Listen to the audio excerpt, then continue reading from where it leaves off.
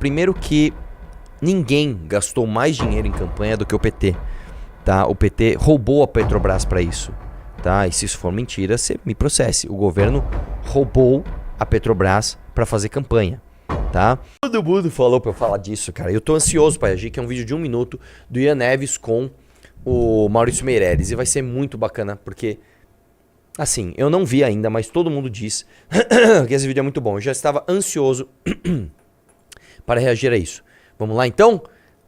Se a gente tá falando de um cara que era baixo clero, menos de 1%, ele conseguiu fazer isso, você não olha e fala assim, pô, a gente foi incompetente de fazer isso. Pausa aqui.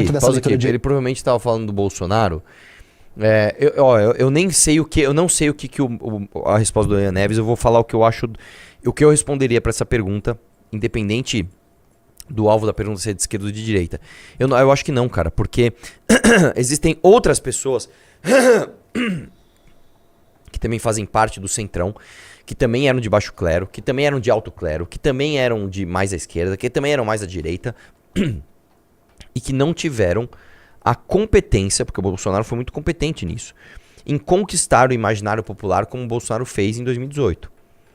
Tá, então eu não acho que foi por incompetência das esquerdas em se comunicar na internet, apesar que o Bolsonaro ganhou, mas isso é um fato. A esquerda hoje está aprendendo a se comunicar na internet, tá? Em 2018 eles simplesmente não existiam. Vamos lá, vamos ver a resposta do Ian Neves, que tá gordinho, né, meu? Tá bochechudinha, não?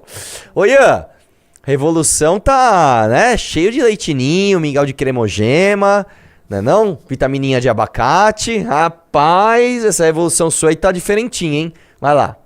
A esquerda não sabe se comunicar. Por quê? Porque a direita, quando ela se comunica na internet, ela tem algumas chancelas que a gente não tem. A primeira é a possibilidade de cometer crime de maneira impune. Por exemplo... Pausa aqui. Do que você tá falando, velho? Primeiro que é o seguinte, todo mundo sabe que a justiça... todo mundo sabe que o poder judiciário brasileiro, se ele enverga para um lado, é pro lado da esquerda. Existe um estudo, inclusive, tá, que mostra que a esmagadora maioria dos casos em que uma pessoa de direita e uma pessoa de esquerda brigam e existe algum tipo de deliberação da justiça, a justiça vai sempre para o lado da esquerda. Né? Assim, eu não sei de onde você tirou isso, cara, mas enfim, ele vai dar um exemplo, vai lá. De massa que o Bolsonaro fez que são absolutamente ilegais e que vida que segue. Também uma quantidade Pausa aqui. Em primeiro lugar é o seguinte, quem disse que vida que segue? Quem disse que vida que segue, cara? O Bolsonaro sofreu sanções absurdas na campanha de 2022 por conta disso, inclusive. Né? Então, não, você tá falando besteira, né? Vai lá. Mentiras propagadas com manipulação de informação. A partir do momento que eu faço isso... Pausa aqui, isso é outra coisa. Que argumento infantil, cara. Não, a direita se comunica porque eles mentem. Eu também não vou vir aqui e falar, não, quem mente é a esquerda. Não, todo mundo mente, cara. A esquerda mente, a direita mente, o centro mente, todo mundo mente. Se tem uma coisa que é proliferada na internet, é mentira. Né? Eu tenho vídeos do Lula se orgulhando de mentir. Ele fala, eu inventava um monte de número mesmo, é isso aí, tamo junto. Né? Todo dia aqui nessa live a gente desmascara um monte de mentira de um monte de gente de direita e de esquerda também. Então, que argumentação infantil, velho. Vai lá. 30 processos de minha ruína. E segundo, o que eles têm? Que a gente não tem. Esses disparos não foram de graça, né? Eles foram irrigados com muita grana. Pausa aqui, deixa eu falar uma coisa, seu lindo. Primeiro que ninguém gastou mais dinheiro em campanha do que o PT. Tá? O PT roubou a Petrobras para isso. Tá? E se isso for mentira, você me processe. O governo roubou a Petrobras para fazer campanha. Tá? O escândalo do Mensalão, o escândalo do Petrolão envolviam campanhas. Os maiores milionários do Brasil, os ultratrilhardários, né, os donos de banco aqui no Brasil, o dono da maior empresa de carnes do mundo, né, o dono de uma mineradora de diamantes. Esses caras todos são doadores do PT, velho. São doadores do PT. Outra coisa, financiamento internacional, como a gente já provou aqui na live, de agências como Sleeping Giants, tá?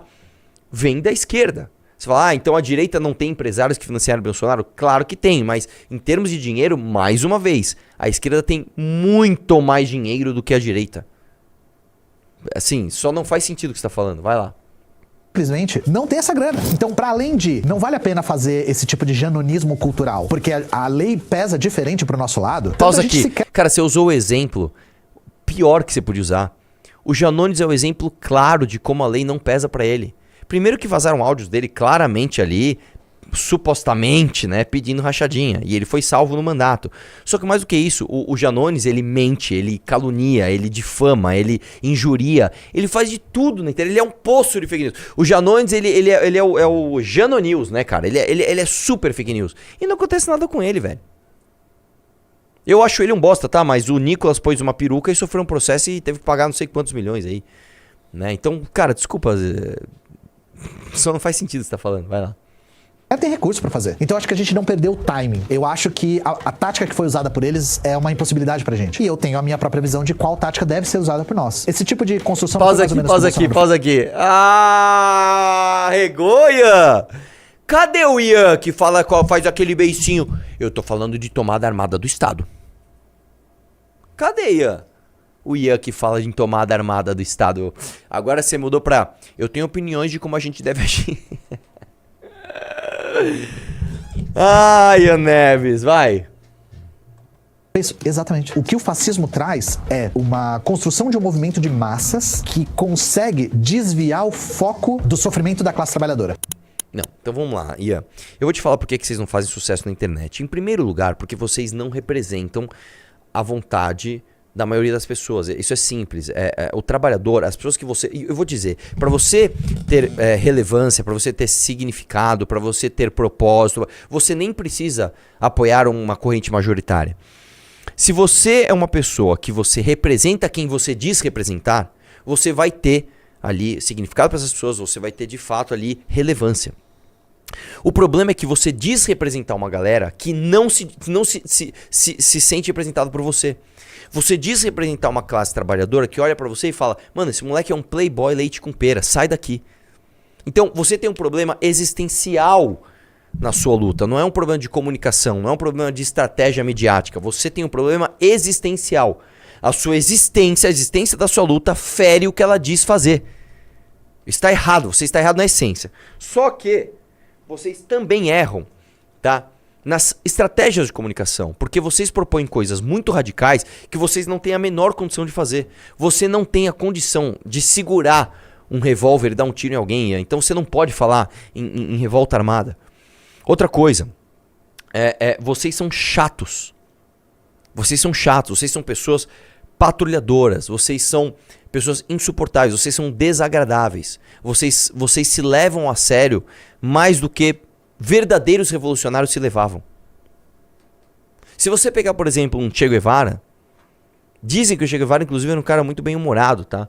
Que ele era um cara que fazia piada, não sei o que lá. Dizem isso do Fidel Castro também. É capaz deles fazerem piada com a própria revolução.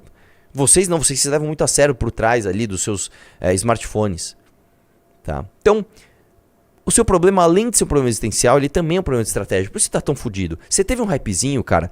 Eu vou te dizer ali no início de 2022, acho que foi o hypezinho deles. Eu nem lembro. Foi logo quando a gente começou essa live aqui. Vocês estavam no hypezão, velho. Vocês tiveram ali uns 6 meses de hype. Porque vocês são meméticos. Vocês são engraçados. A sua cara é engraçada, né? Só que as pessoas, legal. E depois a piada cansou. E o que você quis propor, que é algo sério, simplesmente não vai acontecer, porque ninguém te leva a sério. Entendeu? Então vocês têm um problema existencial.